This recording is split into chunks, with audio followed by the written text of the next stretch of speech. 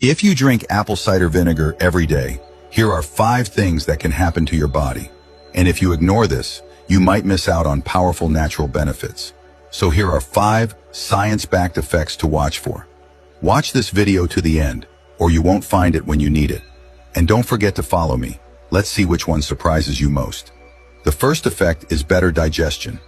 Apple cider vinegar helps boost stomach acid, so your food breaks down more smoothly.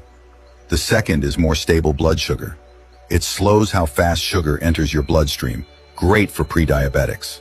The third effect is less bloating, because it fights harmful gut bacteria and helps your microbiome stay balanced. The fourth is weight support. Some studies show it may reduce fat storage and help control appetite. And the fifth is healthier skin. Thanks to its antibacterial properties, it can improve skin clarity from the inside out. But don't drink it straight. It's acidic and can harm your teeth. Dilute 1 tablespoon in a glass of water before meals. My next video will show the best way to take it safely. Comment "yes" if you're curious, and share this with someone who needs it.